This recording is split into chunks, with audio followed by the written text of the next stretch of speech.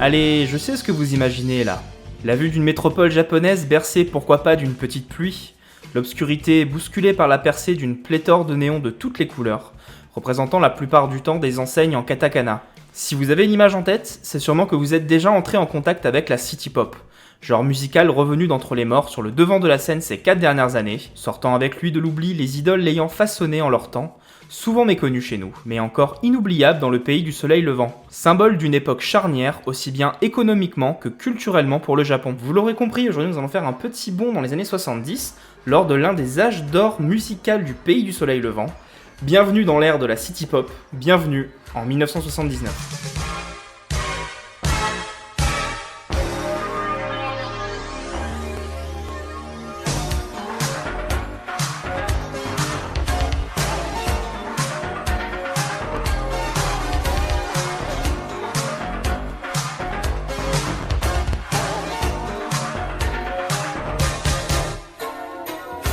Entre le milieu des années 1970 et 80, le Japon est en pleine mue, une des plus importantes de son histoire. L'Occident souffre d'un second choc pétrolier qui met fin à la période des 30 Glorieuses, mais le pays du soleil levant, lui, est en plein boom économique.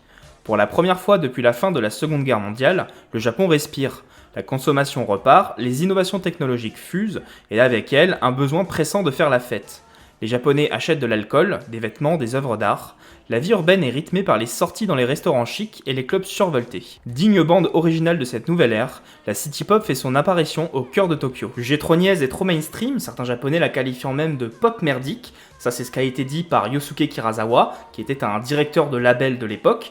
La city pop compte quand même pas mal de détracteurs au Japon, ce qui n'empêche pas son âge d'or de s'étendre sur la totalité de la décennie 80. Largement influencée par la musique américaine, elle est un savant mélange entre le son des groupes californiens comme Buffalo Springfield ou encore Little Feat pour ne citer que. Quant à Tatsudo Yamashita, l'une des stars du genre, il sort un album entièrement constitué de reprises des Beach Boys. Funk, soul, disco et même lounge music, la city pop mêle un nombre incalculable de références et de courants, pour un son ancré dans son époque. Les instruments utilisés sont souvent les mêmes, des synthétiseurs comme le Yamaha DX7 ou encore le Moog Polymoog, qui prêtent aux morceaux leur sonorité résolument 80s. Des morceaux le plus souvent accompagnés par des voix de femmes chantant en japonais et contant des histoires de romances incongrues, de coups d'un soir ou de folles poursuites amoureuses. Mais ce qui a forgé l'identité si caractéristique du genre, c'est aussi, mais surtout, les illustrations qui accompagnent chaque disque. Bord de mer tranquille, tableau urbain ou piscine turquoise, les pochettes de city pop ressemblent à des panneaux publicitaires gorgés de soleil, et ont pleinement participé au succès durable du genre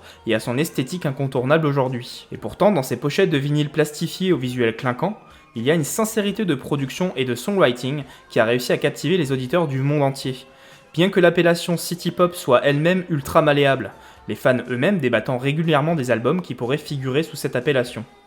Ce qui définit la musique est finalement plus une question de ressenti qu'un cadre purement établi. Le journaliste Yutaka Kimura a décrit le genre comme étant simplement de la pop urbaine pour ceux qui mènent des existences urbaines, faisant de la city pop une de ces musiques immédiatement identifiables. Comme toutes les musiques novatrices nées au cours des dernières décennies, l'histoire de la city pop peut être partiellement retracée jusqu'à l'œuvre d'Haruomi Hosono. Avant de former le Yellow Magic Orchestra, le groupe Happy End d'Hosono mélangeait déjà les styles japonais et américains mieux que quiconque avant lui, et ce avant même que le groupe ne sorte un premier album folk rock éponyme en 1970, chanté entièrement en japonais, rompant ainsi la convention populaire du rock japonais chantant en anglais. Kitazawa explique: les artistes comme Happy End et Hachimitsu Pai, dont les membres ont grandi dans les années d'après-guerre et qui avaient été exposés à la pop culture américaine, jouaient de la musique qui trouvait racine dans la musique américaine, mais qui parvenait à rester étonnamment japonaise. Ils étaient très conscients du fait de chanter en japonais, et leurs paroles parlaient souvent de la vie urbaine et de la nostalgie d'une époque passée. Ces albums favorisèrent l'émergence d'une toute nouvelle identité japonaise au sein de la musique pop moderne, peignant un paysage vibrant, très folk, de la vie tokyoïte,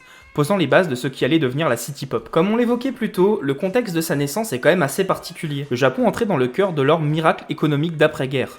Les innovations technologiques dans le secteur de l'automobile et les objets électroniques hyper populaires comme le Walkman faisaient du Japon une force économique. Et avec son influence internationale connaissant un record absolu, il était temps de créer et de faire la teuf. Alors qu'auparavant, le rockabilly et d'autres genres influencés par la British Invasion dominaient la musique populaire japonaise, des styles américains comme la New Wave, la Jazz Fusion et le folk rock commençaient à se faire entendre parmi les notes de J-pop. C'était l'euphorie, et les gens voulaient célébrer ces excès à la manière des années 80. Dit Eli Cohen, directeur de label qui a d'ailleurs récemment aidé à assembler Tokyo Nights, une réédition de certaines des voix féminines les plus puissantes de la J-pop, surfant sur sa résurrection. Le public dépensait sans compter en vin et en alcool, luxe, vêtements, œuvres d'art et voyages internationaux. La vie urbaine japonaise, des restaurants glamour au club en passant par les bars miteux, n'avait aucune égale.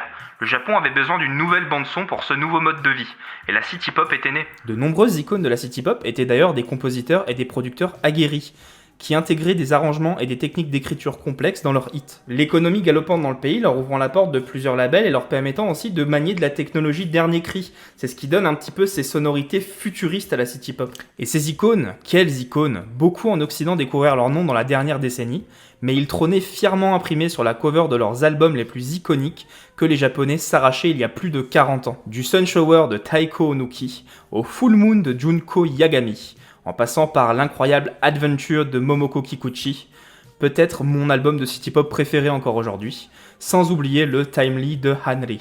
Mais bien évidemment, l'album totem de la renaissance de la city pop, qui ne le démérite pas par son incroyable qualité, c'est évidemment Variety de Maria Takeuchi, contenant bien évidemment le morceau Plastic Love que vous avez sûrement déjà tous et toutes entendu. Et si vous me dites que non, ben si au début de cet épisode. Je ne peux évidemment finir sans citer le For You de Tatsuro Yamashita, édifice de l'héritage de la city pop et grand artiste encore aujourd'hui, et mari de Maria Takeuchi, le couple incontournable du genre. Mais bien évidemment, des artistes, de magnifiques albums, il y en a eu plein, des connus comme des moins connus, et ce serait bien impossible d'être exhaustif au sujet des représentants d'une mode s'étant étalée sur plusieurs décennies, et ayant subi une véritable explosion, musicalement et aussi visuellement. À cette époque, les designers qui ont en grande partie créé les pochettes et les illustrations d'albums étaient également intrigués par l'attrait du capitalisme, comme Eizin Suzuki, dont les illustrations sont apparues sur un nombre conséquent d'albums de Tatsuro Yamashita.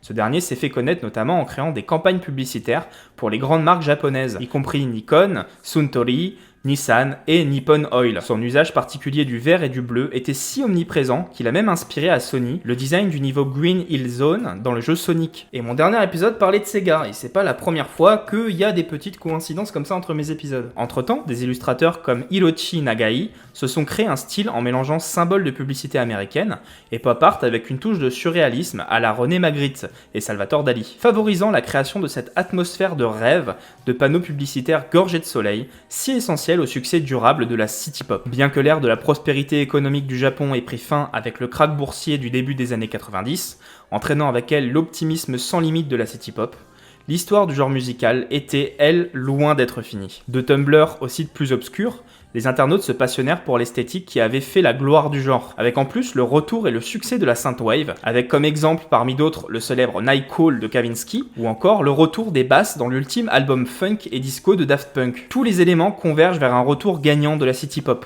Pour les communautés d'internet, les joyaux oubliés du genre, dénichés après des heures de fouilles devant l'écran, font office de pierre angulaire sonore et visuelle. Aujourd'hui, les fans mettent toujours en ligne leur dernière redécouverte city pop sur YouTube, rajoutant à chaque vidéo davantage de détails au portrait pastel et brillant de la scène. Le genre qui à l'origine est une interprétation japonaise de la musique américaine est maintenant lui-même joué par l'Occident, où la contre-culture continue de sublimer ses excès et ses délices. Si vous savez lire le japonais, Yutaka Kimura a même publié un guide des 500 albums essentiels de city pop.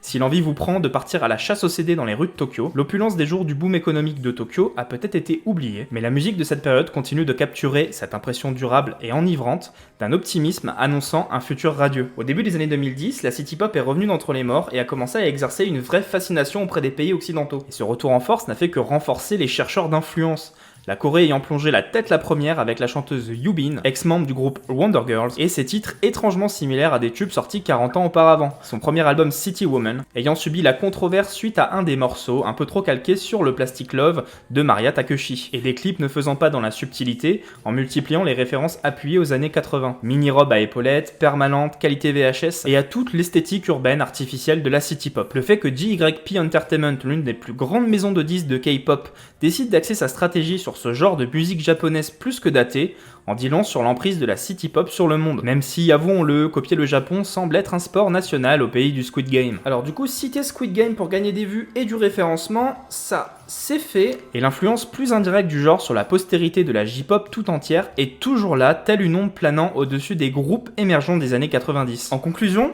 le commencement. Parce que c'est avec lui que tout a commencé, que cet épisode a commencé, et c'est devenu un peu presque le symbole de la city pop chez nous. Et on pourrait presque croire qu'en répondant à la question de pourquoi ce morceau et cet artiste est redevenu au devant de la scène, on pourrait répondre à la question pour le genre tout entier. Le mystère entourant l'incroyable succès du titre Plastic Love, qui cumule 25 millions de vues sur YouTube, reste encore intact. Comment un titre, bien que mainstream au Japon dans les années 1980, mais inconnu du reste du monde, est-il parvenu à toucher autant d'utilisateurs? Sorti de nulle part, la figure rieuse en noir et blanc de Maria Takeshi était soudain dans toutes les barres de recommandations sans aucune raison apparente. Le fonctionnement des algorithmes YouTube ne s'explique pas facilement, et nombreux sont ceux à avoir tenté d'y voir plus clair. De Reddit à 4chan, ce morceau de pop groovy à la mélodie entêtante a fédéré toute une communauté virtuelle qui découvrait par un hasard forcé la puissance émotionnelle de la city pop. Takeshi fut vite érigé comme le porte-étendard du revival, son visage transformé en mème. D'abord postée par le compte Sonamain, la vidéo se fait retirer du site, mais un autre utilisateur du nom de Plastic Lover l'upload une seconde fois en juillet 2017. C'est cette vidéo qui atteindra les 25 millions de vues avant de se faire encore retiré par YouTube, cette fois pour une affaire de photographe non crédité. En effet, c'est Alan Levenson qui est derrière le portrait devenu mythique de la star japonaise, et il entend bien ne pas se faire éclipser par ce buzz mondial. Suite à la disparition de Plastic Love, les fans harcèlent et menacent Levenson, outrés de ne plus pouvoir écouter en boucle leur nouvelle chanson préférée. Aujourd'hui, elle est réapparue sur YouTube, et continue de squatter vos barres de recommandations que vous le vouliez ou non. Vous l'aurez donc compris, la résurrection de la city pop dans le monde entier, et surtout chez nous, elle vient de partout, mais surtout de nulle part. Mais au fil des samples et des compilations YouTube, elle trouva à nouveau son chemin dans nos AirPods et nos tourne-disques modernisés, comme le souvenir d'une époque musicale que nous n'avons pas pu connaître, et pour laquelle pourtant nous éprouvons une incroyable nostalgie, un réconfort agréable, et je dirais même, une fascination.